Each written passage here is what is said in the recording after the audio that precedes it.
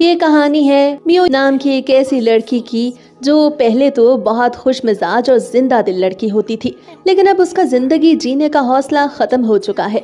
मियो ये कबूल कर चुकी थी कि खुशी उसके नसीब में अब है ही नहीं। मियो का कसूर बस ये था कि एक ऐसी दुनिया में पैदा हुई जहाँ लोगों की पोजीशंस और इज्जत उनकी सुपरनैचुरल पावर्स पर होती है, मगर मियो पैदा हुई बिना किसी पावर के। जब उसके फादर को पता चला कि उसके पास कोई सुपरनैचुरल पावर नहीं है, तो उन्होंने उसे अपनी बेटी मानने से ही इनकार कर दिया। मियो की मां ने उसके फादर की बहुत मिन्नत की, मगर उसने किसी सूरत मियो को नहीं अपनाया।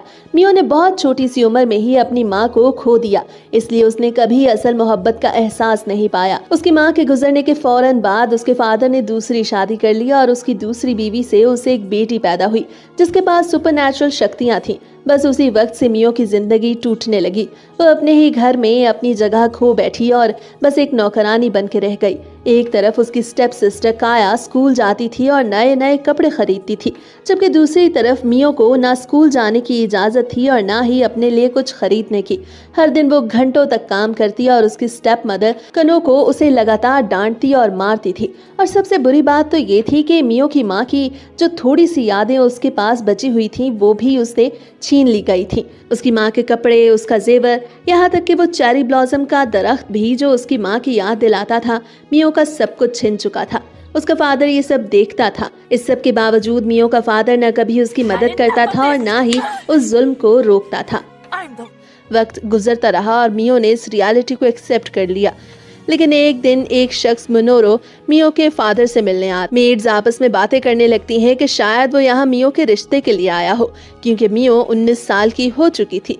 मियो ये सुनते ही सोचने लगती है कि क्या वाकई ऐसा हो सकता है। तब अचानक कोजी आ जाता है जो मिनोरो का दूसरा बेटा था। मियो खुश हो जाती है क्योंकि कोजी वो अकेला बंदा था जो उसके साथ अच्छा बिहेव करता था। वो उसे हंसाने की कोशिश करता था। वो जानता था कि मियो यहाँ पे क्या क्या सहती है। रात को मियो को उसके फादर कहते हैं कि कल वो घर पे ही रहे। ये बात सुन के मियो थोड़ा हैरान हो जाती है, क्योंकि पहले भी उसे कभी बाहर जाने की परमिशन तो मिली ही नहीं थी। वो हमेशा घर पे ही होती थी। अब अगले दिन जब मियो घर का काम कर रही होती है तो कोजी दोबारा आता है। वो मियो को खाने को कुछ स्वीट्स देता है और बताता है कि उसके फादर यहाँ बात करने आए हैं। तब बारिश होने लगती है और मियो को उसके फादर अंदर बुलाते हैं। मियो बहुत खुशी खुशी वहां जाती है। उसे लगता है शायद अब उसकी शादी हो जाएगी, क्योंकि उसके फादर ने उसे आज घर पे रहने को बोला था और अब कोजी का आना, ये सब कुछ उसे एक ड्रीम की तरह लगने लगता है। मगर अंदर जाके तो उसका दिल ही टूट जाता है जब उसके फादर उसे बताते हैं कि कोजी की शादी काया से होगी। और फिर एक और ऐसी बात होती है जिससे मियो और ज्यादा टूट जाती है। उसके फादर उसे बताते हैं कि कयोका कोडो नामी एक शख्स का रिश्ता मियो के लिए आया है। ये सुन के काया तो बहुत खुश होती है, क्योंकि कयोका अपने रूड बिहेवियर के लिए बहुत फेमस था और यही वजह थी कि उसकी पिछली सारी फियांसेस उसे छोड़ के भाग चुकी थी। मियो बोलना चाहती थी, मगर उसके फादर उसे चुप करा देते हैं और कहते हैं कि कल ही वो अपनी सारी चीजें लेके इस घर से चली जाए। मियो चुप हो जाती है। कोजी हैरान भी होता है और परेशान भी, क्योंकि कल उसे पता चला था कि वो काया से और उसका बड़ा भाई कजुशी मियो से शादी करेगा। उनके फादर ने कोजी को सिमोरी फैमिली में शादी करने को बोला और कहा कि मियो की खुशी इसी में है। उस रात आखिरी बार मियो उस चेरी ब्लॉसम के दरख्त के पास जाके अपनी मॉम को गुड बाय कहती है। अगला दिन वो अपने सारे सामान को पैक करती है। तब एक मेड वहां आके उसे कुछ राइस बॉल्स देती है और उसे उसका ख्याल रखने को बोलती है। मियो उसे थैंक्स बोलती है और एक बार घर को देख के अपनी सभी मेमोरीज को याद करने लगती है जो उसने यहाँ पे इकट्ठी की थी। अब मियो ट्रेन में बैठ जाती है और सोचने लगती है कि उसकी लाइफ का न्यू चैप्टर स्टार्ट होने वाला है। आधे घंटे के बाद वो कोडो फैमिली के पैलेस में पहुंच जाती है, जहाँ डोर पे उसे यूरी नामी एक मेड वेलकम करती है। वो बहुत खुशी खुशी मियो को अंदर ले जाती है, जहाँ कयोका उसका वेट कर रहा होता है। मियो जब पहली बार कयोका के सामने आती है तो वो उसे बो करती है, यानी रिस्पेक्ट के साथ उसके सामने झुक जाती है। लेकिन जब कुछ देर गुजरने के बाद भी वो अपने सर को ऊपर नहीं उठाती तो कयोका बहुत रूडली पूछता है, कब तक इस पोजीशन में रहोगी? मियो फौरन सॉरी बोलती है और ऊपर को उठ जाती है। जैसे ही वो कयोका को देखती है तो वो उसकी खूबसूरती में खो जाती है, क्योंकि कयोका बहुत हैंडसम और खूबसूरत था। कयोका उसे क्लियरली बताता है कि उसे सॉरी करने की कोई जरूरत नहीं। वो चाहता है कि मियो हर वो बात करे जो वो कहे, यानी उसका हर ऑर्डर माने। अगर वो कहे कि चली जाओ तो वो चली जाए, अगर वो कहे कि मर जाओ तो वो मर जाए। हैरानी की बात ये थी कि मियो उसकी सारी बातों को सुनती है और आखिर में कहती है कि आप जैसे कहेंगे वैसे ही होगा। कयोका ये सुन के हैरान रह जाता है। उसी रात जब वो अपने कमरे में अपने बेड पे लेटी होती है तो वो सोचती है कि शायद कयोका ने उसके लिए रिश्ता भेजा होगा, क्योंकि उसे लगा होगा कि मियो में कोई सुपरनैचुरल पावर होगी जैसे काया के पास थी, मगर रियलिटी तो इसके बिल्कुल उलट थी। अगली सुबह मियो ब्रेकफास्ट बनाती है। वो चाहती थी कि वो खुद को फेथफुल प्रूव करे, और ब्रेकफास्ट बनाने से ज्यादा अच्छा तरीका क्या ही हो सकता था। लेकिन मियो से कयोका कहता है कि पहले अपने बनाए हुए ब्रेकफास्ट को टेस्ट करो। ये सुन के मियो हैरान रह जाती है। इससे पहले कि वो ऐसा करती, कयोका फौरन समझ आता है कि इस खाने में पॉइजन है, क्योंकि मियो उस ब्रेकफास्ट को टेस्ट करने के बजाय कयोका की तरफ घबरा के देखने लगती है। ये देखकर कयोका बगैर कुछ खाए काम पे चला जाता है, और इस तरह मियो जो उसका दिल जीतने निकली थी, उसके उलट उसका दिल खुद से बुरा कर लेती है। कयोका स्पेशल एंटी ग्रोस्टिक यूनिट का कैप्टन है। वो ऐसे ग्रोस्टिक्स को मारता है जो लोगों को कर्ज करने की पावर रखते हैं, लेकिन कयोका उन ग्रोस्टिक्स से ज्यादा पावरफुल है। अपने काम पे वो मियो के बारे में सोचता है कि यूरी ने आज पहली बार किसी लड़की के बारे में बताया कि वो कितनी अच्छी है। अब रात के खाने पे मियो कयोका को सॉरी बोलती है। कयोका कहता है कि उसे इस बात का पता होना चाहिए कि वो किसी भी स्ट्रेंजर के हाथ का बना खाना नहीं खाता। इस बार खाना यूरी ने बनाया होता है और मियो खाने से मना कर देती है, क्योंकि उसे भूख नहीं थी। कयोका कुछ भी नहीं कहता और खाने के बाद बात लेने जाता है। वो भी मियो से सॉरी बोलता है कि उसने उसके साथ रूड बिहेव किया। वो कहता है कि यूरी कल देर से आएगी तो तुम ब्रेकफास्ट बना लेना। वो मियो को भी बात लेने को कहता है, क्योंकि उसने अपने मैजिक की हेल्प से पानी को गर्म कर दिया था। ये सुन के मियो को बहुत अच्छा लगता है। अगले दिन मियो ब्रेकफास्ट बनाती है। यूरी भी अपने टाइम पे ही आती है, तो मियो को पता चलता है कि ये कयोका का तरीका है। उसने मियो को यूरी के लेट आने का इसलिए बोला था ताकि वो डायरेक्टली उससे ब्रेकफास्ट बनाने की रिक्वेस्ट ना करे। इस बार जब कयोका उसका बनाया ब्रेकफास्ट टेस्ट करता है तो वो उसे बहुत टेस्टी लगता है। ये मियो की लाइफ में पहली बार था कि किसी ने उसके बनाए खाने की तारीफ की। ये सुन के मियो की आंखों में आंसू आ जाते हैं। कयोका नोट करता है कि मियो के कपड़े बहुत फटे पुराने हैं। अगर देखा जाए तो उसकी फैमिली काफी रिच है, मगर फिर भी उसके कपड़े ऐसे क्यों हैं? उसकी बॉडी भी काफी वीक है और उसके हाथों को देख के ऐसा लगता है कि वो अपनी सारी लाइफ बस काम ही करती रही है। ये सब देखते हुए वो मियो के बारे में सब कुछ जानना चाहता था, इसलिए वो डिसाइड करता है कि वो उस पर इन्वेस्टिगेशन कराएगा। इधर मिनोरू गुस्से में आ जाता है। वो कहता है कि सिमोरी ने प्रॉमिस किया था कि मियो को वो उसके बेटे के लिए देगा, क्योंकि मियो का लिंक इसाबू फैमिली से है, जो कि बहुत स्ट्रॉन्ग मैजिकल पावर्स रखती है।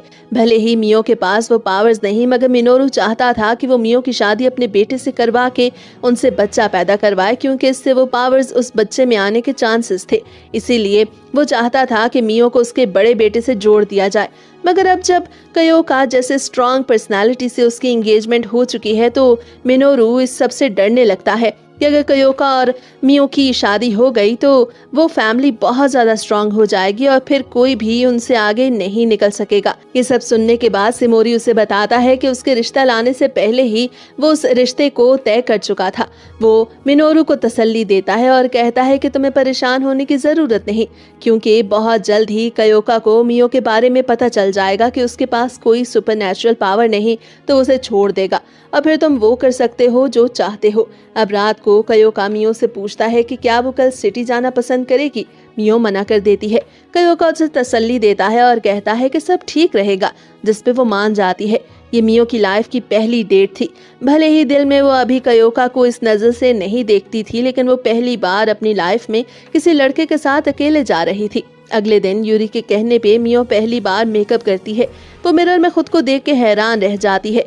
जब वो तैयार होके बाहर आती है तो कयोका भी उसे देखता ही रह जाता है। उसे यकीन नहीं आता कि ये वही मियो है जो कल तक एक सादा और गंदे कपड़ों वाली लड़की थी और आज इतनी खूबसूरत दिख रही थी। कयोका और मियो सिटी घूमने जाने से पहले कयोका के ऑफिस जाते हैं ताकि वहाँ पे कयोका की गाड़ी को पार्क किया जा सके। तभी वहाँ गोडो आता है, जो कयोका का असिस्टेंट था। वो उन्हें वेलकम करता है। वो जानता था कि कयोका को कोई भी लड़की पसंद नहीं आती, इसलिए वो मियो को देख के मजाक में पूछता है कि ये लड़की कौन है। कयोका गुस्से से गोडो की तरफ देखता है और कहता है कि तुम्हें मेरी लाइफ में इंटरफेयर करने की कोई जरूरत नहीं, अपने काम पे वापस जाओ। गोडो फौरन सीधा हो जाता है और वहां से चला जाता है। अब जब वो दोनों सिटी में पहुंचते हैं तो मियो पहली बार बाहर आई होती है। वो वहां की खूबसूरती में खो जाती है, मगर जल्द ही उसे रियलाइज होता है तो वो फौरन सॉरी बोलती है। कयोका उसे हर छोटी बात पे इस तरह सॉरी बोलने से मना करता है। वो उसके सर पे हाथ रख के कहता है कि उसे जो कुछ भी पसंद है वो ले ले और जो कुछ भी वो देखना चाहती है देख सकती है, उसे कोई नहीं रोकेगा। अब चलते चलते वो एक क्लॉथ शॉप पे पहुंचते हैं जहां कयोका की फैमिली पहले से आया करती थी। मियो जब डिफरेंट कमीनोज देख रही होती है तो शॉप ऑनर कयोका को कांग्रेट्स बोलती है कि उसने आखिरकार किसी को चूज कर ही लिया, क्योंकि वो पहली लड़की है जिसे यहाँ पे लाया गया। दरअसल मियो के लिए कमीनोज कयोका खरीदना चाहता था। उसे यूरी से पता चलता है कि मियो के कपड़े इतने खराब हैं कि वो डेली उन्हें सही करती है। कयोका को एक क्लॉथ पसंद आता है और इमेजिनेशन में वो सोचता है कि वो मियो पे कैसा लगेगा, तो वो उस क्लॉथ को ले लेता है। शॉप ऑनर कयोका को एक बॉक्स देती है क्योंकि कयोका ने पहले ही उसका ऑर्डर उसे दे दिया था। जाने से पहले वो कयोका से कहती है कि मियो जैसी लड़की बहुत वैल्यूएबल है, इसे कभी भी मत छोड़ना और हमेशा खुश रखना। कयोका भी दिल से यही चाहता था। इसके बाद वो एक और शॉप पे जाते हैं जहां मियो डिजर्ट्स खाती है। कयोका उससे कहता है कि उसने कभी भी उसे स्माइल करते हुए नहीं देखा, जिस पर मियो उसे सॉरी करती है, मगर कयोका उसे बताता है कि वो सिर्फ उसकी स्माइल देखना चाहता है। रात को जब मियो बात ले रही होती है तो कयोका का वही बॉक्स जो वो शॉप ऑनर से लाया था वो मियो के रूम के बाहर रख देता है। अब जब यूरी ये सब कुछ देखती है तो वो खुश हो जाती है क्योंकि वो समझ गई थी कि इस बॉक्स को देने का क्या मतलब है। दरअसल उस बॉक्स को देने का मतलब ये था कि कयोका मियो को प्रपोज कर रहा है, लेकिन कयोका बताता है कि ये सिर्फ एक गिफ्ट है और उसे इस बारे में कुछ भी नहीं पता। अब मियो जब उस बॉक्स को देखती है और खोलती है तो उसे पता चलता है कि उसके अंदर एक कॉम्ब है।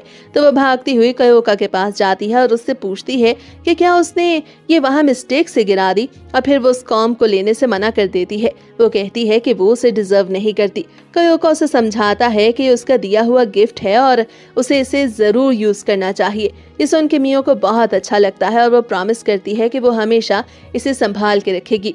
मियो इस गिफ्ट को देख के स्माइल भी करती है और ये देख के कयोका को बहुत अच्छा लगता है। अगले दिन कयोका को पता चलता है कि मियो के फादर सिमोरी और उसकी स्टेप मॉम लवर्स थे। सिमोरी के फादर ने उसकी शादी फोर्सफुली मियो की मॉम से करवाई थी ताकि उनकी पोजीशन सोसाइटी में और ज्यादा स्ट्रांग हो सके। अब कयोका को ये भी पता चलता है कि मियो के पास कोई सुपरनैचुरल पावर नहीं और यही वजह है कि उसके फादर और उसकी स्टेप मॉम उसके साथ अच्छा बिहेव नहीं करते। जब मियो की मॉम मर गई तो उसकी स्टेप मॉम उसकी फैमिली में आ गई। तब मियो की कंडीशन और ज्यादा बुरी हो गई। उसे एक स्लेव और मेड की तरह रखा जाने लगा। लोगों को ये भी पता चलता है कि मियो की मॉम सुमी यसुबा फैमिली से लिंक करती थी। ये सुन के कयोका भी हैरान हो जाता है क्योंकि यसुबा फैमिली बहुत फेमस थी क्योंकि उनके पास बहुत स्ट्रॉन्ग सुपरनैचुरल एबिलिटीज थी। इधर मियो डिसाइड करती है कि वो कोई गिफ्ट कयोका को भी देगी, लेकिन उसका बजट कुछ ज्यादा नहीं था, इसलिए वो यूरी से पूछती है कि उसे क्या देना चाहिए। यूरी इधर उधर देखने लगती है और फिर एक बुक उठा के मियो को देती है। मियो जब बुक को खोल के देखती है तो फिर उसे वहां से एक कलरफुल ब्रेड की पिक्चर दिखाई देती है। वो देख के उसे एक आइडिया हिट करता है कि क्यों ना वो कयोका के खूबसूरत बालों के लिए एक ब्रेड बनाए। कयोका के काम पे जाने से पहले वो उससे बाहर जाने की परमिशन मांगती है। वो उसे उसका ध्यान रखने को बोलता है और मजीद प्रोटेक्शन के लिए उसे एक एमुलेट भी देता है। वो कहता है कि उसे अपने पास रखना। मियो कहती है कि वो ऐसा ही करेगी। लंच के बाद मियो और यूरी दोनों ब्रेड के लिए शॉपिंग करने जाती हैं। वहाँ उन्हें एक पर्पल थ्रेड दिखाई देता है और उसे देखते ही मियो डिसाइड कर लेती है कि वो इसी कलर की ब्रेड बनाएगी। घर आते वक्त यूरी को अचानक याद आता है कि उसे कुछ सामान लेना है। वो मियो को वहीं खड़ा करके ग्रोसरी करने जाती है। कुछ देर बाद मियो के साथ कुछ अनएक्सपेक्टेड होता है। उसके सामने काया और कोजी आ जाते हैं। ये देख के मियो घबराने लगती है। उसे याद आने लगता है कि किस तरह काया उसके साथ मिसबिहेव किया करती थी। मियो को इस तरह अकेले खड़ा देख के काया को लगता है कि शायद कयोका ने उसे घर से बाहर निकाल दिया होगा और अब उसके पास कहीं भी जाने की कोई जगह नहीं होगी। उसे इस तरह खड़े देख के काया उसका मजाक बनाने लगती है। वो खुश हो रही थी कि मियो की ऐसी हालत है। कोजी उसे रोकने की कोशिश करता है मगर काया नहीं रुकती। वो मजाक उड़ाते हुए कहती है कि वो उसकी बहन है तो वो उसकी कुछ मदद तो कर सकती है, इसलिए वो उसे कुछ कॉइन्स देती है। तभी यूरी वहां आ जाती है। काया को लगता है कि शायद वो मियो की कोई कुलीग है, मगर ये जान के उसे हैरत होती है कि वो मियो की मेड है। काया को यकीन ही नहीं आता यूरी फौरन मियो को लेके वहां से वापस घर आ जाती है। दूसरी तरफ कयोका मियो के फादर के पास पहुंचता है। वो कहता है कि वो मियो से एंगेजमेंट और फिर शादी करना चाहता है। ये सुन के सिमोरी और कुनोको दोनों हैरान रह जाते हैं। कयोका बताता है कि वो मियो के साथ होने वाले मिसबिहेव के बारे में भी जानता है और अगर उसके मॉम डैड मियो से अपोलोजाइज कर लें तो फिर वो उन्हें पैसे भी देगा और मियो से शादी भी करेगा। लेकिन अगर वो ऐसा नहीं करते तो वो उनके साथ रिलेशनशिप खत्म कर देगा और मियो को कभी भी उनसे नहीं मिलने देगा। ये सुन के सिमोरी उससे कुछ टाइम मांगता है जिस पे कयोका मान जाता है, लेकिन साथ ही साथ वो कहता है कि वो ज्यादा देर वेट नहीं करेगा। अब जब कयोका वहां से वापस जा रहा था तो काया और कोजी घर के बाहर आते हुए उसे देख लेते हैं। काया जैसे ही कयोका को देखती है वो उसकी खूबसूरती में खो जाती है। घर वापस आके कयोका मियो से पूछता है कि वो ठीक है या नहीं। मियो कहती है कि वो बिल्कुल ठीक है, मगर यूरी बताती है कि जब से मियो अपनी स्टेप सिस्टर से मिलके आई है तो कुछ परेशान सी है। कयोका बहुत कोशिश करता है कि मियो उससे बात करे, मगर मियो से कुछ भी नहीं बताती और अपने रूम में बंद हो जाती है। कयोका सोचने लगता है कि आखिर कैसे वो मियो को लाइफ की तरफ वापस लाए। कुछ दिन बाद मियो कयोका के लिए उसकी गिफ्टेड ब्रेड को बना लेती है, मगर फिर उसे देने की हिम्मत ही नहीं कर पाती। अचानक उसके पास उसकी पुरानी मेड हैना आती है। जब भी वो छोटी थी तो हैना ही उसकी केयर किया करती थी। जब उसके फादर सिमोरी बिल्कुल भी उससे बात नहीं करते थे और कुनोको भी उसे मारती ही रहती थी, तब हैना ही थी जो उसे तसल्ली देती। एक बार जब मियो को स्टोर रूम में बंद किया गया तो हैना ने उसे बचाने की पूरी कोशिश की, मगर फिर उसे उसकी जॉब से निकाल दिया गया। अब जब हैना उसके पास आती है तो मियो काफी इमोशनल हो जाती है। वो कहती है कि वो कयोका को डिजर्व नहीं करती क्योंकि उसके पास कोई भी सुपरनैचुरल एबिलिटी नहीं है। हैना उसे बताती है कि ये सब कुछ कयोका पहले से जानता है। वो हैरान हो जाती है और उसे यकीन ही नहीं आता कि कयोका ये सब कुछ जानते हुए भी उसके साथ है। हैना उसे बताती है कि कयोका ने ही उसे यहाँ बुलवाया है। दरअसल अपनी बहन से मिलने के बाद मियो एक बार फिर से खुद को इंफीरियर फील करती है और सोचने लगती है कि वो इतने बड़े और रिच आदमी की वाइफ कैसे बनेगी, मगर अब वो खुद को संभालती है और कयोका के पास जाकर सब सच बता देती है। वो कहती है कि उसके पास कोई सुपरनैचुरल एबिलिटी नहीं, उसे अपनी सारी लाइफ एक मेड के तौर पे गुजारी और अगर कयोका चाहे तो वो उस घर को भी छोड़ देगी, मगर जाने से पहले वो उसे उसका गिफ्ट देना चाहती है। कयोका ये देख के उसे हक करता है और पूछता है कि वो क्या चाहती है। मियो रोते हुए कहती है कि वो उसके साथ रहना चाहती है। कयोका ये सुन के बहुत खुश होता है। वो फौरन से उसकी दी हुई ब्रेड को अपने बालों में बांधता है और कहता है कि वो हमेशा उसे अपने पास संभाल के रखेगा।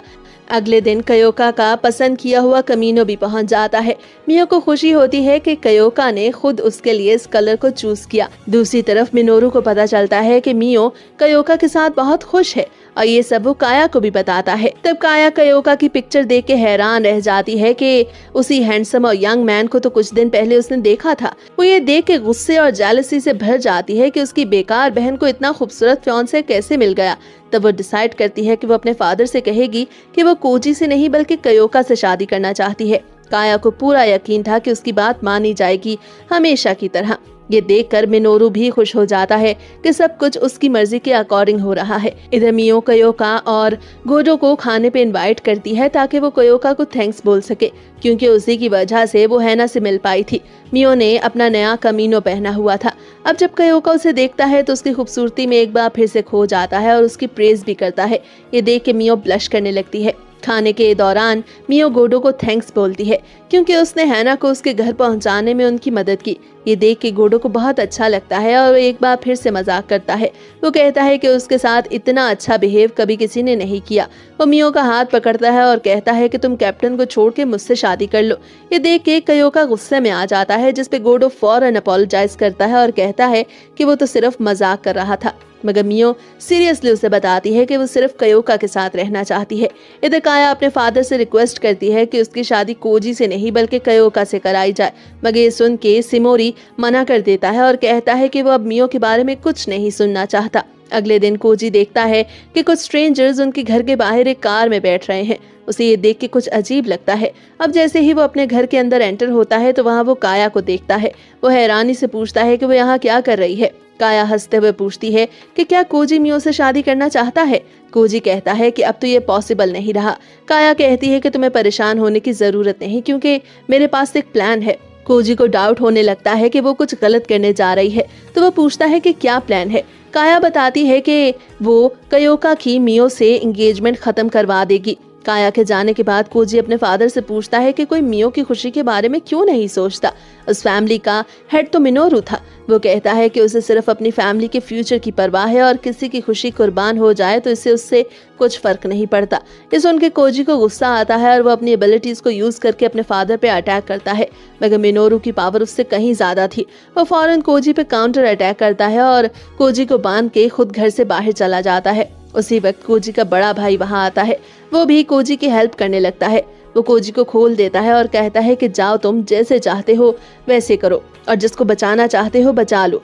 दूसरी तरफ मियो एक लंच बॉक्स बनाती है ताकि वो कयोका को दे सके। वो अपने बैग को साथ ले जाती है और निकल पड़ती है, मगर वो कयोका का दिया हुआ एमुलेट अपने पुराने बैग में ही भूल जाती है। कुछ देर बाद मियो और यूरी दोनों कयोका के ऑफिस पहुंचती हैं और लंच बॉक्स कयोका को देती हैं। कयोका लंच लेता है और उन्हें अंदर आने को बोलता है, मगर वो मना कर देती हैं। जाने से पहले कयोका मियो से उस एमुलेट के बारे में पूछता है। मियो कहती है कि वो उसके पास है। ये सुन के कयोका को तसल्ली होती है, मगर घर वापस आते वक्त अचानक मियो को याद आता है कि वो एमुलेट तो वो दूसरे बैग में भूल गई। तभी एक कार आती है और फोर्सफुली उसके अंदर से निकलने वाले दो स्ट्रेंजर्स मियो को उस कार में डाल के ले जाते हैं। यूरी उन्हें रोकने की कोशिश करती है, मगर वो कुछ भी नहीं कर पाती। वो फौरन वापस ऑफिस जाती है और कयोका को सब कुछ बताती है। कयोका ये सुनकर परेशान हो जाता है। तब उसे पता चलता है कि मियो तो वो एमुलेट लाना ही भूल गई थी। इतने में कोजी आ जाता है और बताता है कि वो जानता है कि मियो को किसने किडनैप करवाया और कौन है इस सब के पीछे। वो दोनों फौरन वहां से निकलते हैं। दूसरी तरफ मियो होश में आती है और उसे पता चलता है कि वो उसी स्टोर रूम में मौजूद है जहां उसे बचपन में बंद कर दिया जाता था। तब कुनोको और काया अंदर आती है। कुनोको गुस्से से कहती है कि एक बेकार लड़की कैसे खुश रह सकती है। वो मियो को फोर्स करती है कि वो इस एंगेजमेंट को खत्म कर दे, वरना उसकी नई कमीनों को वो फाड़ डालेगी। काया प्रॉमिस करती है कि जैसे ही वो कयोका से शादी करेगी, कोजी मियो से शादी कर लेगा और सब खुश रहेंगे, मगर मियो ना कर देती है। ये देख के तो काया का गुस्सा और बढ़ जाता है और वो मियो के उस नए कमीनों को काट डालती है। वो उसे वार्न करती है कि अगर मियो ना मानी तो अगली बार कुछ और भी कट सकता है। मियो जानती थी कि हार मानना एक आसान ऑप्शन है, मगर अब वो ऐसा नहीं करेगी। वो दोबारा रिफ्यूज कर देती है। ये देख के कुनोको का गुस्सा और बढ़ जाता है और वो उसे स्लैप करने लगती है। वो मियो को कहती है कि तुम एक बेकार लड़की हो जिसके पास ना कोई क्वालिटी है, ना खूबसूरती और ना ही कोई एबिलिटी। लेकिन मियो हिम्मत नहीं हारती और कहती है कि वो कभी भी कयोका को नहीं छोड़ेगी क्योंकि वो उससे प्यार करती है। ये देख के कुनोको को और ज्यादा गुस्सा आता है और वो मियो को और मारने लगती है। वो कहती है कि तुम्हारी सारी रिस्पॉन्सिबिलिटी, सारी लाइफ हमने उठाई और अब तुम हमें रिटर्न में ये दे रही हो। मियो सोचती है कि अगर ये सब कुछ कयोका से मिलने से पहले हुआ होता तो शायद वो कुनोको की बात मान लेती, मगर अब वो बदल चुकी है। वो अपने हक के लिए लड़ेगी। ये कॉन्फिडेंस उसे कयोका नहीं दिया था। घर के बाहर कयोका और कोजी पहुंच जाते हैं। कोजी बार बार डोर पे नॉक करता है, मगर कोई नहीं खोलता। ये सब अब कयोका से देखा नहीं जा रहा था, इसलिए वो अपनी एबिलिटी का इस्तेमाल करके डोर को ही तोड़ डालता है और वो दोनों अंदर एंटर हो जाते हैं। वो मियो को ढूंढने लगते हैं, मगर मिनोरू कहता है कि वो उन्हें आगे नहीं जाने देगा। मिनोरू और सिमोरी दोनों कयोका को रोकने की कोशिश करते हैं, मगर कयोका अपनी एबिलिटीज की हेल्प से उन्हें बहुत आसानी से अपने रास्ते से हटा देता है, क्योंकि सिमोरी और मिनोरू दोनों ही कयोका के सामने कुछ भी नहीं थे। दूसरी तरफ काया और कुनोको सोचने लगती हैं कि बाहर इतना शोर क्यों हो रहा है। वो जितना मियो को मारती थी, मियो उतना ही आगे से रेजिस्ट करती थी। अब मिनोरू अपने फाइनल अटैक में फायर अटैक करता है, मगर कयोका उसे भी रोक लेता है। हर तरफ फ्लेम्स ही दिखने लगते हैं और पूरा घर जल जाता है। इसके बाद कयोका मिनोरू को नीचे गिरा देता है। इधर काया मियो का गला घोटने लगती है। मियो को याद आता है कि पहले वो अक्सर सोचती थी कि मर जाना चाहिए, मगर कयोका के प्यार ने उसे बदल दिया। अब वो जीना चाहती थी कयोका के लिए। अब इससे पहले कि काया मियो को मारती, कयोका वहां पहुंच जाता है। वो मियो को देख के फौरन उसे हग करता है। मियो को जैसे ही कयोका नजर आता है तो उसे भी रिलीफ मिलता है। पिछले पार्ट में हमने देखा था कि कयोका ने किस तरह टाइमली वहां पहुंच के मियो को बचा लिया था। अब हम देखते हैं कि कयोका काया से पूछता है कि आखिर उसने ये सब कुछ क्यों किया। काया एरोगेंट लड़कियों की तरह उसे रिप्लाई करती है कि उसने ये सभी कुछ जान के नहीं किया, उसकी कोई मिस्टेक नहीं, वो तो सब कुछ ठीक करना चाहती थी। मियो के पास कोई एबिलिटी नहीं, लेकिन उसके पास तो है ना। उसके पेरेंट्स हमेशा उसे ये बताते रहे हैं कि वो मियो से बेटर है, तो जाहिर है कि उसे ही कयोका से शादी करनी चाहिए। कयोका उसे स्कोल्ड करता है और कहता है कि वो ये कैसे सोच सकती है कि वो किसी एरोगेंट लड़की से शादी करेगा। इसके बाद वो मियो को उठाए हुए घर की तरफ निकल पड़ता है। इसका मतलब था कि ये प्रॉब्लम तो सॉल्व हो गया। लेकिन सीन अब किंग पे शिफ्ट होता है। हम देखते हैं कि किंग बहुत गुस्से में था क्योंकि मिनोरू योसुबा फैमिली की एबिलिटीज को हासिल नहीं कर पाया था। वो कयोका कोडो और मियो की शादी नहीं होने देना चाहता था क्योंकि वो दोनों किंग के लिए मुसीबत बन सकते थे। अब अगले दिन मियो की आंख खुलती है और वो देखती है कि कयोका उसके पास बैठा हुआ है। वो उठने की कोशिश करती है मगर उसकी बॉडी में इतना दर्द हो रहा था कि वो उठ ही नहीं पाती। इसीलिए कयोका उसकी हेल्प करता है। वो एक बार फिर से उसे बचाने के लिए उसको थैंक्स बोलती है। अब जब यूरी मियो को देखती है तो खुशी से रोने लगती है। मियो पूछती है कि क्या सब लोग ठीक हैं, तो कयोका उसे कहता है कि हाँ बिल्कुल सब ठीक है, लेकिन तुम्हारा घर पूरी तरह जल चुका है। ये सुन के मियो थोड़ा सैड हो जाती है और कयोका से रिक्वेस्ट करती है कि वो एक आखिरी बार अपने घर जाना चाहती है। कयोका इस पे मान जाता है। कुछ वक्त बाद वो दोनों मियो के घर पहुंचते हैं। मियो तो सब कुछ देख के अंदर से टूट जाती है। कयोका उसे बताता है कि तुम्हारे फादर कनोको और सभी मेड्स विलेज वाले घर में शिफ्ट हो रहे हैं। इस सब में सबसे बड़ा हाथ मिनोरू का था, लेकिन उसे पब्लिकली किसी के सामने भी नहीं आने दिया गया। यही वजह थी कि मिनोरू की फैमिली हेड पोजीशन उससे लेके उसके बड़े बेटे को दे दी गई थी। अब मियो अपनी मॉम के लगाए चेरी ब्लॉसम ट्री को आखिरी बार देखती है और इमोशनल हो जाती है। वो जैसे ही उसे टच करती है उसमें से एक तेज लाइट निकलती है और फिर वो पूरा ट्री ऐश में बदल जाता है। कुछ वक्त बाद अब वो दोनों घर की तरफ निकलते हैं। रास्ते में उन्हें कोजी मिलता है तो वो मियो से अकेले में बात करने की परमिशन मांगता है, जिसपे कयोका मान जाता है। कोजी मियो को थैंक्स बोलता है क्योंकि कयोका ने उसे बताया कि कोजी ने मियो को ढूंढने में उसकी बहुत हेल्प की, मगर कोजी को लगता है कि उसने कुछ स्पेशल नहीं किया। अगर वो कयोका की तरह स्ट्रांग होता तो वो अपने फादर को वक्त पे रोक लेता। वो बताता है कि काया को पनिशमेंट के तौर पे एक काफी स्ट्रिक्ट फैमिली के विला में मेड बना के भेजा जा रहा है और खुद वो ट्रेनिंग के लिए जा रहा है ताकि खुद को और स्ट्रांग बना सके। वो स्ट्रांग बनना चाहता था ताकि अगली बार वो खुद से जुड़े लोगों को सेफ रख सके। तो वो मियो को गुड बाय कहता है और चला जाता है। घर पहुंच के मियो और कयोका ऑफिशियली एंगेजमेंट कर लेते हैं। मियो ब्लश करते हुए सोचती है कि उसे एक अच्छी लेडी बनने की प्रिपरेशन करनी चाहिए। वो कयोका से रिक्वेस्ट करती है कि क्या वो इस सब की ट्रेनिंग ले सकती है, तो कयोका अपनी बिग सिस्टर को इस सब के लिए वहाँ बुलाता है। अगले दिन कयोका की बिग सिस्टर हज़ुकी आती है। मियो उसे वहाँ आने के लिए थैंक्स बोलती है, जिस पर हज़ुकी भी मियो को देख के बहुत इम्प्रेस होती है और उसे हग करती है। वो उसे इतनी प्यारी लगती है कि वो कहती है कि मैं इसे अपने घर ले जाना चाहती हूँ। लेकिन कयोका, जो उन दोनों की बातें ओवरहियर कर रहा था, फौरन वहाँ आता है और हज़ुकी को इस सब से मना करता है। हज़ुकी उसे काम डाउन करती है और कहती है कि भाई मैं इसे कहीं नहीं लेके जा रही, क्योंकि मैं जानती हूँ कि अगर मैं ऐसा करूंगी तो तुम लोनली फील करोगे। हज़ुकी समझाती है कि लेसन सीखने से पहले मियो तुम्हें पता होना चाहिए कि तुम ये सब कुछ क्यों सीख रही हो।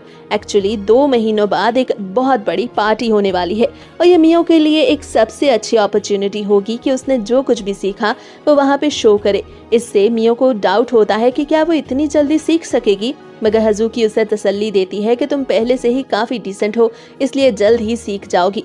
रात को जब हज़ुकी चली जाती है तो मियो खुद से उन लेसन्स को रिपीट करने की कोशिश करती है। इसके बाद जब वो सब सो जाते हैं तो अचानक कयोका जागता है। उसे कुछ अजीब फील होता है। वो फौरन मियो के रूम की तरफ भागता है और देखता है कि वो सोते हुए डर रही है। वो उसका हाथ पकड़ लेता है और आहिस्ता आहिस्ता मियो काम डाउन हो जाती है। फिर वो सोचने लगता है कि आखिर ये एबिलिटी कौन यूज कर रहा है, क्योंकि घर के बाहर जो मैजिकल फेंस थी वो तो बिल्कुल ठीक थी और आज उनके घर में उसकी बहन के अलावा भी कोई नहीं आया था।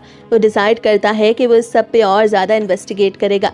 दूसरी तरफ हम देखते हैं कि फॉरेस्ट में कुछ लोग अजीब तरह की ड्रेसिंग में मौजूद होते हैं और वो कुछ मैजिकल टाइप की चीज कर रहे होते हैं, जिसके बाद एक बहुत बड़ा सा स्टोन जो एक ग्रेव की तरह दिखता था अचानक टूट जाता है और उसके अंदर से बहुत अजीब फेसेस वाले ग्रो स्टिक्स निकलना शुरू हो जाते हैं। अगले दिन कयोका, जनरल मसाशी और कजुशी को किंग के बेटे तकाई हिटो के पास बुलाया जाता है। तकाई हिटो के पास रिवेलेशन एबिलिटी थी, जिसकी हेल्प से वो फ्यूचर में आने वाली किसी भी मुसीबत के बारे में पता चला सकता था। किंग की अपनी तबीयत खराब थी, इसीलिए उसका बेटा ये सब देख रहा था। तकाहीटो ने बताता है कि फॉरबिडन लैंड के अंदर एक हिडन सिमेट्री है जहां उन लोगों की बॉडीज छुपाई जाती हैं जिनके पास सुपरनैचुरल एबिलिटीज होती हैं। अगले दिन कयोका, जनरल मसाशी और कजुशी को किंग के बेटे तकाहीटो के पास बुलाया जाता है। तकाहीटो के पास रिवेलेशन एबिलिटी थी जिसकी हेल्प से वो फ्यूचर में आने वाली किसी भी मुसीबत के बारे में पता चला सकता था। किंग की अपनी तबीयत खराब थी, इसीलिए उसका बेटा ये सब देख रहा था। तकाहीटो ने बताता है कि फॉरबिडन लैंड के अंदर एक हिडन सिमेट्री है जहां उन लोगों की बॉडीज छुपाई जाती हैं जिनके पास सुपरनैचुरल एबिलिटीज होती हैं। उनमें से बहुत सी सोल्स रिवेंज लेने के लिए बाहर आती हैं, इसीलिए उन्हें सील कर दिया जाता है। लेकिन रात को वो सील टूट गई और अब बहुत सारी क्रिएचर्स बाहर आ चुकी हैं। अगर उन्हें दोबारा वहां सील ना किया गया तो बहुत ज्यादा डिस्ट्रक्शन होगी। तकाहीटो मजीद बताता है कि कयोका उसके फियांसे मियो को आने वाले वक्त में बहुत सी मुसीबतों को फेस करना पड़ेगा। कयोका ये सुनकर परेशान हो जाता है, मगर वो प्रॉमिस करता है कि वो मियो को सेफ रखेगा। दूसरी तरफ हज़ुकी मियो को ट्रेन कर रही थी। वो उसे वेस्टर्न ड्रेसिंग पहनना, एक लेडी की तरह चलना और स्माइल करना सिखाती है। वक्त गुजरने के साथ साथ मियो बहुत इम्प्रूव कर रही थी और हज़ुकी के साथ टाइम स्पेंड करके वो उससे इम्प्रेस भी होने लगी थी। इधर कयोका तकाहीटो की बातों को याद करके और परेशान होता है। वो मियो के ड्रीम्स को इन सब बातों से लिंक करता है। वो जानता था कि यसूबा फैमिली के पास ऐसी एबिलिटीज हैं जो दूसरों के माइंड को ब्रेन वॉश कर सकती हैं। इसीलिए उसे ये डाउट था कि ये जरूर उनके किसी एनिमी का ट्रैप हो सकता है। इन्वेस्टिगेशन पे पता चलता है कि यसूबा नाम का और कोई भी शख्स उस टाउन में मौजूद नहीं सिवाय मियो की मॉम के। कयोका अपने बंदे को ऑर्डर करता है कि मियो की मॉम के बारे में सारी इन्फॉर्मेशन निकालो ताकि इस प्रॉब्लम को पूरी तरह सॉल्व किया जा सके। अगले दिन अराटा नामी एक शख्स जो रॉयल मिनिस्ट्री से आया था वो कयोका के पास आता है। वो बताता है कि जिन लोगों ने कल फॉरेस्ट में वो मैजिक किया वो वहीं बेहोश पड़े मिले हैं और उन्हें अरेस्ट तो कर लिया गया है, लेकिन अभी तक वो होश में नहीं आए, इसलिए उनके बारे में और पता नहीं चल सकता। अब तक अप्रोक्सीमेटली 20% क्रिएचर्स को वापस सील कर दिया गया है, मगर बाकियों को सील करने के लिए हमें आपके स्पेशल यूनिट की हेल्प चाहिए होगी। ये सुन के कयोका को डाउट होने लगता है कि इराटा झूठ बोल रहा है। वो जान चुका था कि वो रॉयल मिनिस्ट्री से नहीं आया, मगर फिर उसका ये सब बात करने का पर्पस क्या था। इराटा बताता है कि वो एक ट्रेडिंग कंपनी चलाता है और किंग से उसके बहुत पुराने संबंध हैं, इसीलिए वो यहाँ निगोसिएशन के लिए आया है। अब रात के वक्त कयोका और उसकी यूनिट उस फॉरबिडन लैंड में इन्वेस्टिगेशन के लिए पहुंचती है। जिन सीलों को वहां तोड़ा गया था उन्हें देख के लगता था कि उन्हें कर्ज किया गया है और कजुशी उन सील्स पर से कर्ज को खत्म करने की कोशिश करता है, मगर वो रियलाइज करता है कि उनमें से किसी एक के अंदर इतनी पावर है कि वो अकेला कंट्रोल नहीं कर सकता। अब फॉरेस्ट पे तभी अचानक से अटैक हो जाता है और सभी लोग उन क्रिएचर से फाइट करने लगते हैं। दूसरी तरफ मियो एक और डरावना ख्वाब देखती है जिसमें वो खुद को एक डार्क प्लेस पे देखती है और ये भी कि कोई मॉन्स्टर उस पे अटैक कर रहा है। वो डर के उठ जाती है। तब उसकी आंखों में आंसू आ जाते हैं। आफ्टरनून मियो यूरी और हज़ुकी के साथ बाहर एक लेडी की तरह चलने की प्रैक्टिस करती है, मगर वो वीकनेस की वजह से अनकॉन्शियस होकर गिरने लगती है। इससे पहले कि वो जमीन पे गिरती, इराटा उसे बचा लेता है। मियो अपनी सेंसेस में वापस आती है और इराटा को अपोलोजाइज करती है कि उसने उसे तकलीफ दी। इराटा उसे तसल्ली देता है कि ये कोई बड़ी बात नहीं। घर वापस जाके अब मियो आराम करती है। इधर कयोका को बहुत ज्यादा काम करना पड़ रहा था क्योंकि वो क्रिएचर्स बहुत ज्यादा थी। इसी वजह से वो मियो को टाइम नहीं दे पा रहा था। अगली सुबह मियो को दोबारा से वही डरावना ख्वाब आता है और एक बार फिर से वो बुरी तरह जाग जाती है। इधर हज़ुकी ने भी उसकी ट्रेनिंग रोक दी थी क्योंकि उसकी बॉडी बहुत वीक हो चुकी थी। सीन चेंज होता है और हम कयोका की वर्क प्लेस देखते हैं जहाँ वो बहुत परेशान होता है। उसे पता चलता है कि वो क्रिएचर्स बढ़ती जा रही हैं, इसलिए वो अपनी स्ट्रेंथ को और बढ़ाना चाहता था, लेकिन इसके लिए उसे मिनिस्ट्री से परमिशन लेनी जरूरी थी। लेकिन ये मामला जनरल मसाशी संभाल लेता है। उसी रात मियो चुपके से कयोका के पास आती है और दोनों एक साथ चाय पीने बैठते हैं। कयोका मियो से अपोलोजाइज करता है कि वो काम की वजह से उसके साथ ज्यादा टाइम नहीं स्पेंड कर पाता। वो उससे सॉफ्टली पूछता है कि क्या कोई परेशानी है। मियो पहले तो मना करती है, लेकिन जब कयोका उसे बार बार पूछता है और कहता है कि वो उसे बहुत याद करता है तो मियो मान जाती है कि वो भी उसे बहुत मिस करती है। कयोका उसका हाथ पकड़ लेता है और कहता है कि अगर तुम उदास हो तो तुम्हें मुझे बताना चाहिए, अगर लोनली फील करती हो तो ये भी कहना चाहिए। वो उसे सपोर्ट करना चाहता था, उसके इमोशंस को जानना चाहता था। ये देखकर मियो सैड हो जाती है और उसे हग करती है। अगले दिन एक स्ट्रेंजर मियो के घर डोर बेल करता है। दरअसल वो इराटा था जो कयोका से मिलने आया था। ये सोच कर कि आज शायद कयोका घर पे ही होगा, लेकिन जल्द ही उसे पता चलता है कि कयोका तो अपने ऑफिस में है। इराटा मियो को अपना इंट्रोडक्शन देता है और मियो भी उसे अपना नाम बताती है, लेकिन इराटा कहता है कि उससे इंट्रोडक्शन की जरूरत नहीं, क्योंकि मियो तो अब पूरे टाउन की मेन हेडलाइन बन चुकी है, वो लड़की जिसे कयोका कोडो ने चूज किया। फिर वो आयरॉनिकली कहता है कि जितना क्रूअल कयोका है वो वैसा ही निकला। मियो हैरत से पूछती है कि वो ऐसा क्यों कह रहा है। इराटा गुस्से में कहता है कि कयोका अपने फियांसे का ख्याल नहीं रखता, वो इतनी वीक और पेल हो चुकी है, प्रैक्टिस करते हुए वो अनकॉन्शियस हो गई। मगर मियो उसकी बात काट के कहती है कि कयोका ऐसा बिल्कुल भी नहीं, वो क्रूअल नहीं है। मगर मियो को दोबारा से चक्कर आने लगते हैं। इराटा फौरन उससे अपोलोजाइज करता है और उसे अपना विजिटिंग कार्ड देता है। वो कहता है कि अगर किसी चीज की जरूरत हो तो वो उसकी हेल्प कर सकता है। वापस आके इराटा ऑफिस में कयोका को बताता है कि मिनिस्ट्री ने उसका लेटर अप्रूव कर लिया है। मीटिंग के बाद जब वो जाने लगता है तो कयोका को बताता है कि वो उसके घर चला गया था, जहां उसके फियांसे से भी वो मिला। इराटा थोड़ा रूडली कयोका से कहता है कि मियो जैसे फियांसे किसी भी मर्द का ख्वाब हो सकती है, और वो जिस तरह कयोका उसे इग्नोर करता है वो बिल्कुल अच्छी बात नहीं। वो कहता है कि कयोका कुछ भी समझ नहीं पा रहा, उसकी फियांसे बहुत वीक हो रही है और ये सब कुछ बिल्कुल अच्छा नहीं। कयोका भी काफी एरोगेंट होकर उससे पूछता है कि वो उससे क्या कहना चाहता है। इराटा बताता है कि उसने मियो को उस दिन गिरने से बचाया और उसकी बॉडी बहुत वीक हो गई है, उसका फेस भी काफी पेल हो गया है। वो बताता है कि कयोका जैसा शख्स मियो को बिल्कुल भी डिजर्व नहीं करता, क्योंकि वो हमेशा अपने काम को ही प्रायोरिटाइज करता है। उसी रात कयोका को पता चलता है कि मियो की मॉम सुमी यसुबा एक डिफरेंट फैमिली नेम से रजिस्टर्ड है, और वो नेम है सुमी सतरुकी। वो फौरन समझ जाता है कि इराटा भी तो इसी फैमिली से है। कयोका फौरन घर जाता है और मियो को ढूंढने लगता है। वो देखता है कि वो आग के पास खड़ी है और उसकी बॉडी काफी वीक दिख रही है। वो उससे गुस्से से पूछता है कि वो उससे सब कुछ क्यों छुपा रही है, क्यों उसे नहीं बताती कि वो उस दिन अनकॉन्शियस होकर गिरने लगी थी। कयोका ये भी कहता है कि वो जानता है कि मियो को डरावने ख्वाब आ रहे हैं। मियो कहती है कि वो उसे इसलिए नहीं बता रही थी क्योंकि वो अपने काम में बहुत ज्यादा बिजी था। इस सुनकर कयोका गुस्से में कहता है कि असल में तो वो थकी हुई है। अगर उसे ये रियलाइजेशन होती कि मियो इतनी वीक हो जाएगी तो वो कभी उसे स्टडी करने की परमिशन नहीं देता। मगर फिर फौरन ही उसे रियलाइज होता है कि वो बहुत रूडली बिहेव कर रहा है। मियो रोने लगती है। मियो तब एक बार फिर से जमीन पे गिर जाती है। कयोका काफी रेग्रेट फील करता है कि उसने इस तरह मियो को क्यों स्कोल्ड किया। मियो को देख के वो डिसाइड करता है कि वो उसे इराटा के घर ले जाएगा ताकि वो ठीक हो सके। इराटा के घर पहुंच के मियो को होश आ जाता है और वो खुद से चलने लगती है। अंदर जाते हुए कयोका हैरान रह जाता है जब वो देखता है कि वहाँ एक चेरी ब्लॉसम का ट्री भी मौजूद है, जबकि अभी समर सीजन चल रहा था। इराटा आगे आता है और उन दोनों को यसुबा फैमिली में वेलकम करता है। तब कयोका और मियो दोनों को पता चलता है कि इराटा मियो का कजन है। कयोका फौरन पूछता है कि क्या मियो के डरावने ख्वाबों के पीछे उसका या उसकी फैमिली का हाथ है। इराटा इस बात को एक्सेप्ट कर लेता है और कहता है कि ये सभी कुछ हमारी फैमिली पावर है, लेकिन असल में ये ख्वाब तो खुद मियो की पावर की वजह से आ रहे थे। कयोका हैरान होता है क्योंकि मियो के पास कोई भी स्पिरिट साइट नहीं थी। इराटा उसे बताता है कि आमतौर पे स्पिरिट्स को देखना एक लो लेवल स्ट्रेंथ है, कि कोई भी इंसान फ्यूचर में अपनी सुपरनैचुरल पावर को एक्टिवेट कर सकेगा या नहीं, मगर हमारी फैमिली में ये एक्स्ट्रा ऑर्डिनरी है क्योंकि वो खुद भी स्पिरिट्स को नहीं देख सकता। इतने में यसुबा फैमिली के हेड यानी मियो के ग्रैंडफादर और सुमी के फादर, जिनका नाम योशिरो था, आ जाते हैं। अब वो सब अंदर बैठ के बात करने लगते हैं। मियो को अंदर जाते ही बहुत अच्छा लगता है और उसकी तबीयत भी ठीक होने लगती है। कयोका सीधा सवाल करता है कि मियो के इन ख्वाबों को रोकने का क्या तरीका है।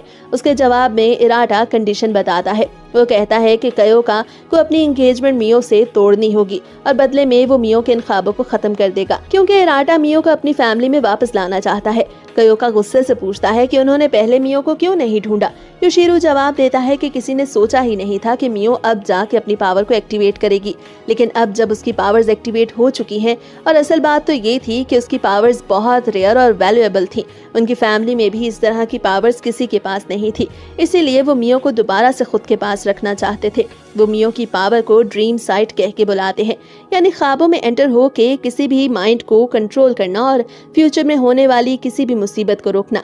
लेकिन इसके लिए जरूरी था कि मियो उनके पास रहे और कभी भी बाहर ना जा सके। कयोका मना कर देता है कि वो मियो को उनके पास नहीं छोड़ेगा, लेकिन इराटा कहता है कि तुम्हें हमारी फैमिली में इंटरफेयर करने की कोई जरूरत नहीं। वो चाहता है कि कयोका वहां से चला जाए, मगर कयोका हार मानने वाला नहीं था। वो कहता है कि वो खुद ही मियो की इस प्रॉब्लम को सॉल्व कर लेगा। ये देख के इराटा खुद मियो से पूछता है कि वो कहाँ रहना चाहती है। हैरत की बात ये थी कि मियो कहती है कि उसे खुद भी नहीं पता। ये सुन के कयोका का दिल टूट जाता है। मियो ऐसा इसलिए कहती है क्योंकि वो कयोका को और ज्यादा तंग नहीं करना चाहती थी। इराटा इस बात का फायदा उठाता है और कहता है कि क्यों ना हम एक डुअल लड़ें। अगर कयोका जीता तो वो मियो को साथ ले जाए और मियो की प्रॉब्लम को भी हम सॉल्व कर देंगे, लेकिन अगर कयोका हार गया तो उसे मियो को छोड़ना होगा। इस पे कयोका मान जाता है। अब उनकी फाइट शुरू होती है। इराटा अपनी गन से शूट करने लगता है, मगर कयोका बहुत स्पीड से उसके अटैक्स को डॉज करता है और काउंटर अटैक करता है, लेकिन वो सब एक इल्यूजन था। इराटा अपने मैजिक स्किल्स को यूज करता है और कयोका को इंजर्ड कर देता है। अब अगली बार जब इराटा इल्यूजन्स दोबारा से यूज करता है तो कयोका उसके इस प्लान को समझ जाता है। इराटा खुद को धुएं में गायब करता है और अपनी बहुत सारी क्लोन्स बनाता है, मगर कयोका कहता है कि ये सब फजूल है। तब वो अपनी अल्टीमेट पावर को यूज करता है। उसका अटैक इतना पावरफुल था कि इराटा भी हैरान रह जाता है। कयोका एक एक करके सभी क्लोन्स को खत्म कर डालता है, लेकिन इराटा फिर से अपनी क्लोन्स दोबारा वहां ले आता है। इस बार कयोका फायर मैजिक यूज करता है और जब वो अपना सबसे बड़ा फायर अटैक करने वाला होता है तब अचानक मियो सामने आ जाती है, लेकिन असल में वो मियो नहीं थी बल्कि एक और इल्यूजन था, और उसी इल्यूजन की वजह से इराटा उस फाइट को जीत जाता है। अब मियो कयोका की तरफ भागती है, लेकिन इराटा फौरन कयोका को अपनी पावर की हेल्प से वहां से टेलीपोर्ट करके उसके घर पहुंचा देता है। उस शाम हज़ुकी को जब सब पता चलता है तो वो कयोका पे गुस्सा करने लगती है। वो कहती है कि मियो को वापस लाओ। कयोका उसे बताता है कि मियो खुद भी यहाँ नहीं आना चाहती क्योंकि वो खुद भी बहुत कंफ्यूज है। हज़ुकी उसे कहती है कि मियो ने ये सब सिर्फ तुम्हें तकलीफ से बचाने के लिए कहा। अगर वो तुम्हारे साथ नहीं रहना चाहती तो फिर वो तुम्हारे लिए एक अच्छी लेडी बनने की कोशिश क्यों करती। हज़ुकी कहती है कि इस दुनिया में उसके पास सिर्फ तुम हो। अगर तुमने भी उसे छोड़ दिया तो फिर वो कभी भी दोबारा से एक अच्छी लाइफ नहीं गुजार सकेगी। तभी एक कॉल आती है और पता चलता है कि कुछ लोग ब्रोस्टिक्स की वजह से मारे जा चुके हैं। मिया और उसकी फैमिली बिल्कुल सेफ है, लेकिन हर तरफ डेंजर बढ़ता ही जा रहा है। कयोका हज़ुकी से प्रॉमिस करता है कि एक बार इस मुसीबत को खत्म कर लूं, फिर मैं मियो को वापस लाऊंगा। अब सीन चेंज होता है और हम देखते हैं कि स्टोरी मियो के घर की तरफ आती है। मियो काफी सैड बैठी होती है। वो बस कयोका के बारे में ही सोच रही थी। इराटा उसे तसल्ली देता है कि कयोका ठीक है, लेकिन साथ ही ये भी कहता है कि वो एक बेकार इंसान है जो उसे लेने आने के बजाय अपने काम को प्रायोरिटाइज कर रहा है। इराटा बताता है कि अभी तो मैंने तुम्हें तुम्हारी असल पावर बताई ही नहीं। वो कहता है कि तुम्हारी पावर इससे कहीं ज्यादा डेंजरस है। तुम सिर्फ ख्वाबों में एंटर नहीं हो सकती, बल्कि किसी भी इंसान के माइंड को मुकम्मल तौर पे कंट्रोल कर सकती हो। यहाँ तक कि उनके ख्वाबों के जरिए किसी का भी पास्ट और फ्यूचर भी देख सकती हो, और इस सब की कोई रेड लाइन भी नहीं, यानी तुम जिस मर्जी लिमिट को क्रॉस कर सकती हो। मियो ये सुन के हैरान होती है और पूछती है कि क्या मेरे पास इतनी पावर है तो ये अभी तक शो क्यों नहीं हुई थी। तब योशिरो रूम में आता है और बताता है कि ये सब कुछ तुम्हारी मॉम सूमी की वजह से हुआ, जिसने बचपन में ही तुम्हारी पावर को सील कर दिया था। योशिरो अब उस सीक्रेट को खोलता है जो उसने कभी किसी को नहीं बताया था। अब स्टोरी फ्लैशबैक में चली जाती है और हम 20 साल पहले का सीन देखते हैं। यासुबा फैमिली जो सुजुकी ट्रेडिंग कंपनी के नाम से बिजनेस करती थी, उस वक्त बहुत ज्यादा फाइनेंशियल क्राइसिस को फेस कर रही थी। कंपनी बहुत जल्द बैंकक्रप्ट होने वाली थी और लोन्स भी बहुत ज्यादा हो चुके थे। ऐसे वक्त में सिमोरी फैमिली ने सुमी के लिए रिश्ता भेजा। कंडीशन ये थी कि अगर सुमी उनके बेटे से शादी कर ले तो वो पूरा लोन उतार देंगे और कंपनी को फाइनेंशियली भी सपोर्ट करेंगे। योशिरो को ये रिश्ता बिल्कुल भी एक्सेप्टेबल नहीं लगता। यासुबा फैमिली का ब्लड वो किसी और फैमिली को नहीं देना चाहता था, इसलिए वो ना कर देता है। लेकिन एक दिन उसकी मर्जी के अगेंस्ट सुमी चुपके से उस रिश्ते को एक्सेप्ट कर लेती है। अब जब योशिरो को पता चलता है तो वो गुस्से से पागल हो जाता है और सुमी को डांटने लगता है। लेकिन सुमी जानती थी कि अगर उसने ये सेक्रीफाइस ना दी तो यासुबा फैमिली मुकम्मल तौर पे डिस्ट्रॉय हो जाएगी। शादी के बाद योशिरो ने अपनी बेटी से सारे लिंक्स कट ऑफ कर दिए और कभी उससे दोबारा बात न की, और इस बात पे वो आज भी रिग्रेट करता है। योशिरो मियो को लेके चेरी ब्लॉसम के उस ट्री के पास जाता है जहाँ सुमी ने उसकी पावर को सील किया था। वो मियो से कहता है कि तुम इस ट्री को टच करो ताकि तुम्हें सारी रियलिटी पता चल जाए। अब जब मियो उस ट्री को टच करती है तो उसके अंदर से एक तेज रोशनी निकलती है और फिर उसे फ्लैशबैक में सभी कुछ दिखाई देने लगता है। वो देखती है कि ये शादी दरअसल सिर्फ यासुबा फैमिली की ब्लड लाइन से पैदा होने वाले बच्चे के लिए की गई थी ताकि सिमोरी फैमिली पावर हासिल कर सके। जब मियो पैदा हुई तो सोमी ने एक नजर में ही उसकी पावर को जान लिया था। सोमी को फौरन रियलाइज हो गया कि अगर ये पावर दुनिया को पता चल गई तो लोग उसकी बेटी को सिर्फ एक टॉय समझेंगे और उसका फायदा उठाएंगे। इसलिए उसने चेरी ब्लॉसम के ट्री के नीचे मियो की पावर को सील कर दिया। सोमी को पता चलता है कि मियो को बहुत कुछ सहना पड़ेगा, लेकिन वो यकीन रखती थी कि एक दिन ऐसा आएगा जब मियो को वो खुशी मिलेगी जो उसका राइट है। अब 2 साल बाद जब मियो के फादर को ये रियलाइज होता है कि मियो के पास कोई भी पावर नहीं, तो वो मियो को अपनी बेटी मानने से ही इनकार कर देता है। सुमी उससे रिक्वेस्ट करती है लेकिन कुछ भी उस पर असर नहीं होता। सुमी पहले ही बहुत ज्यादा वीक हो चुकी थी और मियो के ग्रैंडफादर चाहते थे कि वो मरने से पहले एक और बच्चा पैदा करे, लेकिन चंद ही महीनों बाद सुमी की मौत हो जाती है। अब प्रेजेंट में मियो ये सब कुछ देख के बहुत सैड होती है। उसे अपनी मॉम की सेक्रीफाइस का भी दुख होता है। अगली सुबह पहली बार ऐसा होता है कि मियो की नींद में कोई भी डरावना ख्वाब नहीं आता। वक्त गुजर जाता है। कयोका सभी ग्रोस्टिक्स को खत्म कर रहा होता है और दूसरी तरफ मियो भी अब ग्रेजुअली सही हो रही होती है। उसकी हेल्थ भी काफी इम्प्रूव हो गई थी, लेकिन उसके दिल में कयोका के लिए मोहब्बत और उससे दोबारा मिलने की इच्छा बढ़ती ही जा रही थी। वो जानती थी कि उसकी मिस्टेक्स की वजह से ही ये सब कुछ हुआ और वो कयोका को सभी कुछ बताना चाहती थी, लेकिन निराटा कभी भी उसे घर से निकलने नहीं देता, क्योंकि जब यसुबा फैमिली का मेंबर होने की वजह से ये उसकी रिस्पॉन्सिबिलिटी थी कि वो मियो और उसकी पावर्स को सेफ रखे। रात के वक्त कयोका और उसके सभी मेंबर्स सेलिब्रेट कर रहे होते हैं कि उन्होंने ग्रोस्टिक्स को मार गिराया, लेकिन हकीकत ये थी कि सबसे बड़ा एनिमी तो अब भी मौजूद था। तब अचानक कहीं से ग्रोस्टिक गोडो पे अटैक करता है, लेकिन कयोका गोडो को बचा लेता है और उस ग्रोस्टिक को मार देता है, लेकिन तभी वो ग्रोस्टिक उसे कर्स कर देता है और थोड़ी देर बाद कयोका अनकॉन्शियस होकर जमीन पे गिर जाता है। इधर मियो दोबारा से कयोका से मिलने की जिद करने लगती है। वो अपने ग्रैंडफादर से बार बार रिक्वेस्ट करती है। उसके ग्रैंडफादर अपनी ग्रैंड डॉटर को देख के खुद की बेटी को याद करने लगते हैं। वो उसे एक आखिरी बार चेरी ब्लॉसम के ट्री के पास ले जाते हैं और कहते हैं कि आखिरी बार है, तुम इसे टच कर लो, तुम्हें तुम्हारी मॉम से आखिरी बार मिलना है। मियो उस ट्री को टच करती है और अचानक उसके अंदर से रोशनी निकलती है। सुमी, मियो की मॉम, उसके सामने आ जाती है। सुमी मियो को बताती है कि वो उससे कितना प्यार करती है और एक आखिरी बार वो उसे गुड बाय कह देती है। तब मियो की सील हुई सारी पावर उसे वापस मिल जाती है। इसका मतलब था कि उसकी पावर पूरी तरह एक्टिवेट हो चुकी है। अभिराठा भागता हुआ वहां आता है और कहता है कि किसी ग्रोस्टिक ने कयोका को कर्स कर दिया है। मियो फौरन वहां से जाने लगती है, लेकिन निराटा उसे रोक लेता है और कहता है कि मैं तुम्हें नहीं जाने दूंगा। हमने किंग से कॉन्ट्रैक्ट किया है कि मियो किसी भी दूसरे शख्स से कॉन्टैक्ट नहीं करेगी। अगर हमने इस प्रॉमिस को तोड़ा तो ना सिर्फ यसुबा फैमिली बल्कि तुम्हें भी पनिश किया जाएगा। योशिरो आगे आता है और कहता है कि इसे जाने दो, हम किसी भी किंग का कोई ऑर्डर नहीं मानेंगे। निराटा मान जाता है और कहता है कि मैं भी तुम्हारे साथ चलूंगा, तुम्हें सेफ रखना मेरी रिस्पॉन्सिबिलिटी है। मियो अपना खूबसूरत किमोनो पहनती है और कयोका से मिलने पहुंच जाती है। वो देखती है कि वो हॉस्पिटल में बेड पे अनकॉन्शियस पड़ा है। उसके पास बैठती है, उसका हाथ पकड़ती है और कहती है कि मैं तुम्हें बचा लूंगी। वो उसके साथ लेटती है और अपनी आंखें बंद करती है। दरअसल ये सभी कुछ वो अपनी पावर को एक्टिवेट करने के लिए कर रही थी, ताकि वो कयोका की बॉडी में एंटर होके उसे वापस ला सके। इस सब में उसकी सोल कयोका की बॉडी और सबकॉन्शियस माइंड में एंटर होने वाली थी। थोड़ी देर बाद वो देखती है कि वो सिमोरी यानी अपने फादर के घर में मौजूद है, लेकिन कयोका तो कहीं और एक फॉरेस्ट में ग्रोस्टिक से फाइट कर रहा होता है। वो हर एक को मारता है, लेकिन वो और ज्यादा आ जाते हैं। उनकी कोई लिमिट नहीं थी।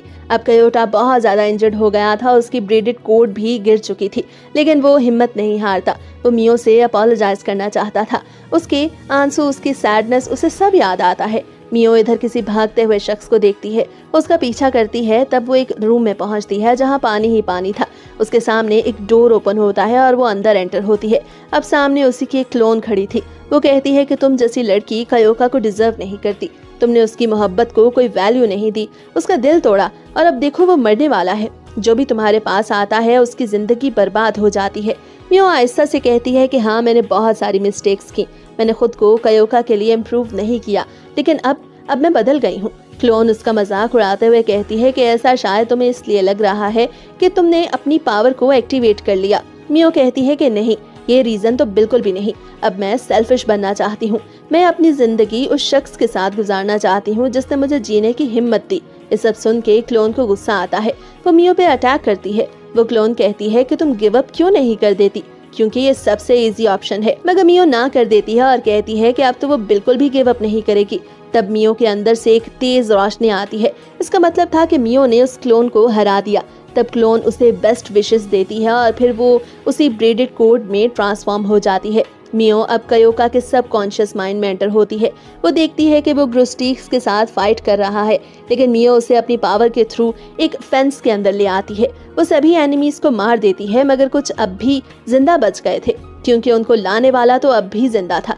तब हमें पता चलता है कि उन्हें वहाँ भेजने वाला कौन था। तब हमें एक केव दिखाया जाता है और वहाँ पे हमें उस किंग को भी दिखाया जाता है जो नहीं चाहता था कि मियो किसी भी शख्स से कोई कांटेक्ट रखे।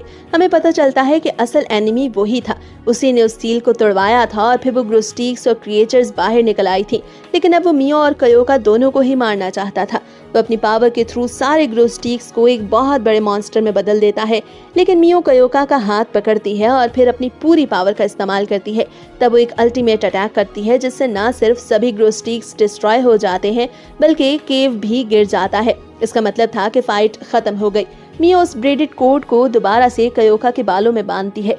वो उससे अपोलोजाइज करती है और कहती है कि मैंने जो कुछ भी किया वो मुझे नहीं करना चाहिए था। सच ये है कि मैं तुमसे बहुत प्यार करती हूँ और हमेशा तुम्हारे साथ रहना चाहती हूँ। कयोका भी उसे कहता है कि मैंने भी तुम्हें बहुत हर्ट किया, मुझे माफ कर दो। अब वो एक दूसरे को हग करते हैं। इसके बाद वो दोनों असल वर्ल्ड में वापस आ जाते हैं। उनके आसपास मौजूद सभी लोग उन्हें जिंदा देख के बहुत खुश होते हैं। जब इराटा वहाँ से जाने लगता है तो मियो उसे थैंक्स बोलती है और कहती है कि अब वो यहीं पे रहेगी। इराटा स्माइल करता है और कहता है कि मैं भी यही चाहता हूँ। अगली सुबह जब सबको पता चलता है कि ये सभी कुछ किंग का एक प्लान था, तो उसे थ्रोन से हटा दिया जाता है और तकाई हिटो को नया किंग बना दिया जाता है। दूसरी तरफ कयोका और मियो कोडो फैमिली में वापस आते हैं। अब 7 दिन बाद वही सोशल गेट टुगेदर था। मियो व्हाइट ड्रेस में बहुत खूबसूरत दिख रही थी। कयोका उसका हाथ पकड़ता है और दोनों एक नई जर्नी स्टार्ट करते हैं, लाइफ की एक खूबसूरत जर्नी। और इसके साथ ही ये प्यारा सा एनिमे यहीं पे खत्म होता है।